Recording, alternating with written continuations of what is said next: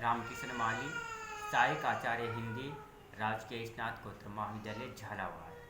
हिंदी साहित्य की गद्य विधाओं के तहत हम चर्चा कर रहे थे निबंध की।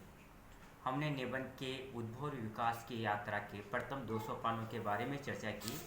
जैसा कि हमने समझा है कि हिंदी की अन्य गद्य विधाओं की भांति निबंध विधा का प्रारंभ भी व्यवस्थित रूप से भारतेंदु युग से ही माना जाता है। निबंध की विकास यात्रा का जो प्रथम सोपान भारतेंदु युग, उसका समय 1874 ईस्वी से 1900 ईस्वी तक माना जाता है। द्वितीय हिंदी निबंध यात्रा के द्वितीय सोपान को द्विवेदी युग के नाम से जाना जाता है, जिसका समय 1900 ईस्वी से 1920 ईस्वी तक माना जाता है।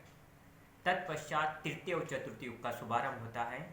आज हम इस ई कंटेंट के अंतर्गत हिंदी निबंध विधा के उद्भव और विकास यात्रा के अंतर्गत तृतीय और चतुर्थ सोपान की बात करेंगे। जैसा कि हमने पहले चर्चा की थी कि हिंदी निबंध विधा के तृतीय सोपान को शुक्ल युग के नाम से जाना जाता है, जिसका समय 1920 ईस्वी से 1940 ईस्वी तक माना जाता है।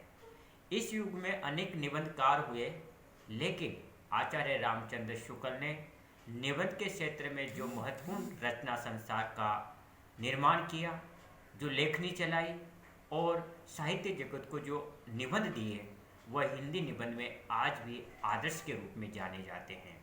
अतः उनके व्यक्तित्व एवं कर्तृत्व के योगदान को देखते हुए साहित्यकारों ने हिंदी निबंध विधा के तृतीय सोपान को, जिसका समय 1920 ईस्वी से 1940 ईस्वी तक माना जाता है, शुक्ल युग के नाम से कह करके संबोधित किया। शुक्ल युग की चर्चा करते हुए हम पाते हैं कि हिंदी निबंध का जो तृतीय चरण था, उसके मूर्धन्य निबंधकार के रूप में आचार्य रामचंद्र शुक्ल का नाम लिया जाता है। आचार्य रामचंद्र शुक्ल के निबंध क्षेत्र में पदार्पण करने से इस विधा को एक नए आयाम एवं नई दिशाएं प्राप्त हुई। उन्होंने चिंतामणि नामक निबंधों का एक संग्रह प्रकाशित किया, जिससे कहा जा सकता है कि इस चिंतामणि निबंध संग्रह में संकलित जितने भी निबंध हैं, वह हिंदी निबंधों को चरमोत्कर्ष पर पहुंचाने में सिद्धस्त साबित हुए हैं। वस्तुतः निबंध कला के सभी गुण इनके निबंधों में उपलब्ध होते हैं। शुक्ल जी के निबंधों में भाव एवं विचार का, अर्थात हृदय एवं बुद्धि का संतुलित समन्वय हुआ है। आचार्य शुक्ल के निबंधों को 2 भागों में बांटा जा सकता है, जिनमें से पहले है साहित्यिक समीक्षा संबंधी निबंध और दूसरे हैं मनोविकार संबंधी निबंध। साहित्यिक समीक्षा संबंधी निबंध में सम्मिलित प्रमुख निबंधों में हैं साधारणीकरण और उक्ति वैचित्र्यवाद, तुलसी का भक्ति मार्ग, कविता क्या है आदि। जबकि मनोविकार संबंधी जितने भी निबंध आचार्य शुक्ल के हैं, उनमें शामिल किए जाते प्रमुख रूप से उत्साह, लज्जा और ग्लानि, श्रद्धा, भक्ति, क्रोध आदि। शुक्ल जी के निबंधों में चिंतन की मौलिकता, विश्लेषण की सूक्ष्मता एवं शैली की प्रौढ़ता के एक साथ दर्शन होते हैं। उनके निबंधों के संबंध में यह निर्णय करना बड़ा ही कठिन है कि वह विषय प्रधान है या व्यक्ति प्रधान। इनके निबंधों में व्यक्तित्वता का तत्व भी है, तो गंभीर विवेचन तथा सूक्ष्म विश्लेषण भी है। भाषा की दृष्टि से आज भी आचार्य रामचंद्र शुक्ल के निबंधों को हिंदी निबंध का आदर्श माना जाता है। अतः हम कह सकते हैं कि शुक्ल जी ने विषाण रूप सभी शैलियों का प्रयोग किया है। कहीं वह सूत्र शैली का प्रयोग करते, तो कहीं शोधपरक गणवेशनात्मक शैली का भी। उनके निबंधों में सूत्र अत्यधिक देखने को मिलते हैं।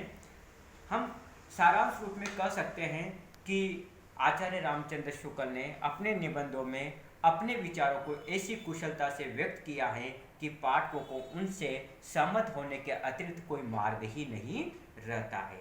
डॉक्टर गणपति चंद्र गुप्त ने आचार्य शुक्ल के निबंधों के विषय में अपना मत अभिव्यक्त करते हुए स्पष्ट लिखा है कि वस्तुतः शुक्ल जी के निबंधों में वे सभी गुण मिलते हैं जो गंभीर विषयों के निबंधों के लिए अपेक्षित हैं। शुक्ल जी की शैली में भी निजी विशिष्टता मिलती है। भारतीय युग की सी मौलिकता उसमें है, किंतु वे उनके छिछलेपन से दूर हैं। द्विवेदी युग की सी विचारात्मकता उसमें है, किंतु वैसी शुष्कता का उनमें अभाव है। अर्थात हम कह सकते हैं कि आचार्य शुक्ल के निबंध द्विवेदी युग और भारतीय युग के अभावों को दूर करने वाले निबंध हैं। शुक्ल जी के निबंधों में परिष्कृत प्रांजल साहित्यिक भाषा का प्रयोग हुआ है। उनका शब्द चयन, वाक्य रचना और सादृश्य विधान का काव्यात्मक रुचि का परिचय मिलता है। इस युग में आचार्य रामचंद्र शुक्ल के साथ साथ अनेक निबंधकार हुए हैं जिन्होंने हिंदी निबंध की सेवा की है। उनमें से हैं बाबू गुलाब राय, पद्म लाल पन्ना लाल बख्शी, वियोगी हरि, राय कृष्णदास, वासुदेव शरण अग्रवाल, शांति प्रिय द्विवेदी और माखनलाल चतुर्वेदी जैसे अनेक निबंधकार इस युग की देन हैं। यदि बाबू गुलाब राय की बात की जाए तो बाबू गुलाब राय को हिंदी निबंध साहित्य की एक उपलब्धि कहा जा सकता है। उनके निबंधों में प्रमुख हैं मेरे निबंध, मेरी असफलताएं और फिर निराशा क्यों। ये इनके निबंध संग्रह रहे हैं जिनमें उन्होंने अनेक निबंधों को संकलित करके प्रकाशित भी किया है।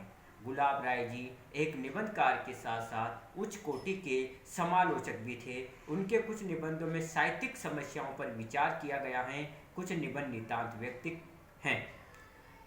इसके बाद हम चर्चा करते हैं पद्म लाल पुन्नालाल बख्शी की, जिनके निबंध हैं कुछ और पंचमात्र में संकलित हैं, जिनमें मौलिक विचार एवं नूतन शैली के दर्शन होते हैं।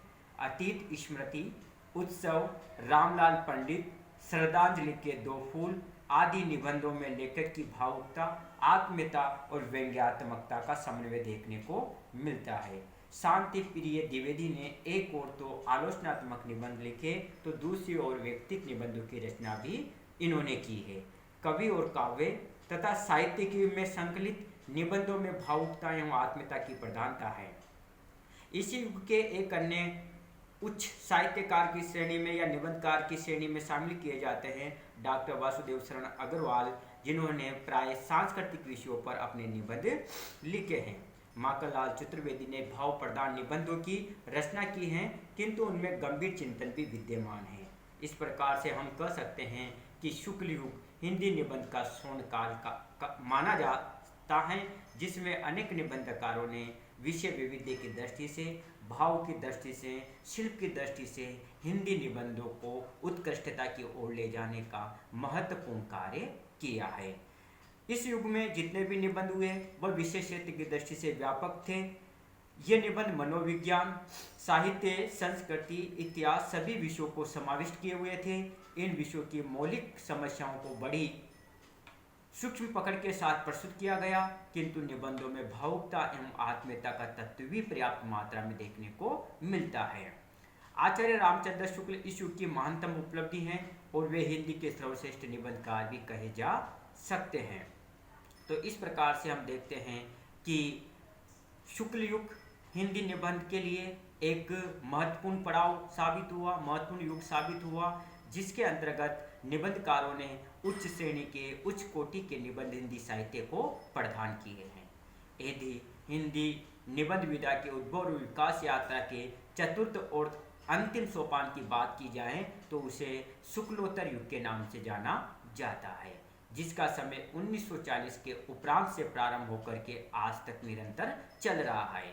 शुक्ल जी ने हिंदी निबंध को जो नए आयाम दिए, उससे हिंदी निबंध का प्रवृत्ति काल में विविधमुखी विकास हुआ।